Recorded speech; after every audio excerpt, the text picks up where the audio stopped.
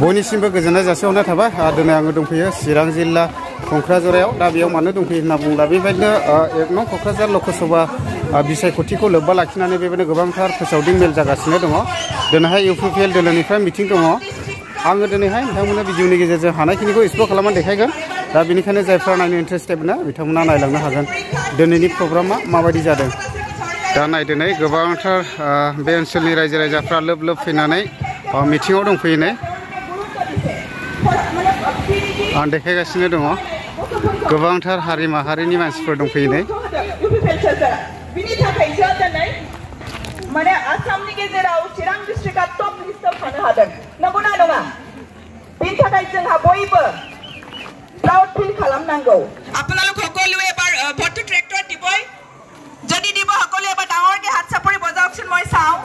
কিমান জোৰ আছে UPPL দলৰ ঠিক আছে ওকে ভেৰি গুড সবকে ভাল লাগিছে আপোনালোকে আগন্তুক যি আমাৰ ইলেকশ্যন MP ইলেকশ্যন কাৰণ আগতে বহুত অবৰো আহি গ'ল ন আমাক এটা কোনো হেবু নালাগে আমাক লাগে আমাৰ নিজৰ মানুহ আজি 10 বছৰ আমি বহুত পিছুৱাই গৈছিলো হয় নহয় আজি 10 বছৰ পিছুৱাই যাব নিবিচাৰো সকলোৱে একেলগে থাকি পেলাই অহা যি MP ইলেকশ্যন তাত সকলোৱে আমাৰ ট্ৰেক্টৰ ছবিত ভোট দিব সকলোৱে দি ভালে গৈ নিজৰ সময়খিনি উলিয়াই পেলাই ৰাতিপুৱাই ভাত আমাৰ মহিলাসকলে ভাত পানী বনাই পেলাই আগতে থিয় হ'বগে দেই নহলে ৰদ বেছি হ'ব आङो क'क्राझाराव मिटिङाव फैनायजों लोगोसे बेबायदिनो बे ओनसोलनि रायजो राजाफ्रा बेबायदिनो लोब लोब दंफैयो दा आङो एसे मिथिनानै लानि बाहाजी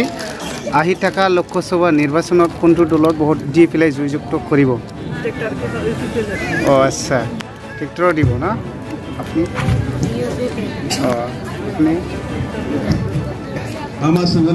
दा बेबायदि आरो गोबांथार बे ओनसोलनि थागिबिफ्रा गोबां बेबायदिनो बेयावहाय दङ जाहैबाय बेबायदिनो आदिबासि दङ बेबायदिनो नेपालि बर' गोबांथार दं आरो मादै गोसोफ्राव माबायदि मोनदों दायो फैबाय थानाय लकसभा बिसायख'थियाव सोर बिजाथिनो भट होनानै देरहासार खालामो गोसो जादों मादैया मा पार्टियाव UPPL आच्छा ओरैहाय जोंनानै आदाखौ लोगो मोनदों आङो बर'नि स्पर्ट्सथ' रायलायनो हायो आरोना बियो ओमफ्राय आङो बे आदानिफ्राय एसे मिथिनानै लानि जेनेबा दानि फैबाय थानाय लकसभा बिसायख'थियाव नोंथांमोननि बे गामि ओनसोलफ्राव जेनेबा अबे दोलोआ बांसिनै आवगायनानै दं एसे बुंहरनो हागोन नामा जों गामिनिफ्रायनो मानसिफ्रा फैगासिनो 50% फैखाबाय आरो सोरबा सोरबा फैनो हास्लाबाखै माने जोंनि पार्टियावनोखा फैगोन मा पार्टियाव जोंनिया UPPL बे NDA सरकार नोंथांमोननि गामि ओनसोलफ्रावहाय माने UPPL खौ सापर्ट होनाय रायजो राजाफ्रा बांसिन 75%आ UPPLनिखा जोंनि गामिनि ओमफ्राय बैनिबो जोंनि समस्थिनि मथा-मथि 75%आ जोंनि पार्टिजों फैबाय आरो बे संजमआव फैनाय थाखाय बे BPFनि थाखाय मानसिफ्राबो जोंनिथिं एसे सहाय होनानै बेखौ मोजां माबा मोनसे नुबोदों आरोखि दा ओरैबायदि बर'नि स्पर्ट्सथ' रायलायनो हायो आरो इयो ओमफ्राय बे हारसा केनेकुवा खबर सबर ভাল ना আহি থকা লোকসভা নিৰ্বাচনত কোনটো দলত ভোট দি পেলাই জয়যুক্ত কৰিব ट्रेक्टर छबि आच्छा दा बेबायदि आरोखि ना बयबो ओमफ्राय नै आबौमोन दं मा गामि नोंसिना मा अ आच्छा ओमफ्राय नोंथांमोननि बे गामि ओनसोलफ्राव माबायदि जेनेबा बबे दोलोआ आवगायनानै दं बांसिन UPPL दोलोआनो 100आव 6 माबायानो जागोन 70आनो अ आच्छा बेबायदि आरोखि ना अ दा बेबायदि आरोखि बयबो लैहोर फैदों ओमफ्राय मा रोखोम मोनदों दालाय मोजां मोनदों मोजाङानो उरुन्दै होबाय आरो दा वाटार साप्लाइआबो दुंगासिनो गासिबो मोजाङानो जादों दा वाटार साप्लाइ मा साप्लाइ होगासिनो ने ओमफ्राय सिगांफोरथ' दैनि जेंनाबो जायोमोन ने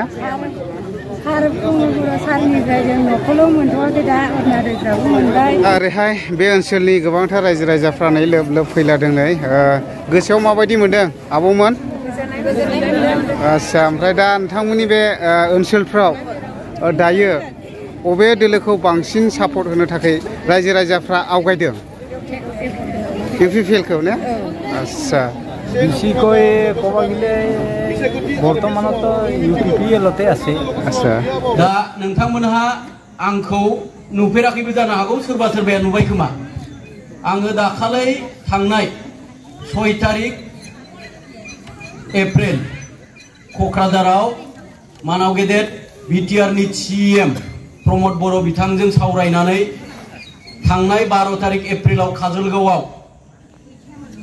UPPL दोलोआव जगदान जाफैदों फर्मेलि जয়েন जादों दा जोङो सिगाङावथ' आङो व्यक्ति हिसाबै गोबां समाजनि खामानिबो मावबोदों राजनीतिक आफादफोरजों नांथाबनानै थाबोदों खामानि मावबोदों नोंथांमोननि ओनसोलाव सिगाङावहाय आङो जेम्स बसुमतारी बिथांजों गोबां मिटिं दावथिङाव फैफादों बै समाव आङो बड'लेण्ड स्टुडेन्टस इउनियन BSU बे समाव आङो जिल्लानि आफादगिरिमोन चिरां जिल्लानि बेनि उनाव आङो बनसु बड' नेशनेल स्टुडेन्टस इउनियननि मिरु कमिटि सेन्ट्रेल आफादनि भाइस प्रेसिडेन्ट बिबान लानानै मावदोंमोन बेजों लोगोसे नोंथांमोननि ओनसोलजों आंहा मोनसे एटाचमेन्ट एबा मोजां मोनसे सम्पर्क दङ समनि थिननायाव जोङो आमी সকলেই জাতি জনগোষ্ঠীৰ একত্ৰিত অথবা ইউনিটি এই ইউনিটিটো লক্ষ্য ৰাখি পেলাই সমূহ আমাৰ বডলেণ্ড অঞ্চলত BTR অঞ্চলত যাহাতে আমি উন্নতি উন্নয়ন মিলা প্ৰীতিৰে যাহাতে থাকিব পাৰে উন্নয়ন যাহাতে আমি কৰিব পাৰো এইটো লক্ষ্য ৰাখি পেলাই বৰ্তমানৰ যে ৰুলিং সরকার UPPL BJP AGP যে NDA ন্যাশনাল ডেমোক্রেটিক এলায়েন্সৰ সরকার এই সরকারটোৰ আমি হাত জুতাবৰ কাৰণে বা এই মিলিজুলি সরকারত উন্নয়নৰ প্ৰতি আগবাঢ়িবৰ কাৰণে উন্নয়নৰ প্ৰতি এটা হেল্প দিবৰ কাৰণে আমি দলে দলে যোগদান কৰিলো।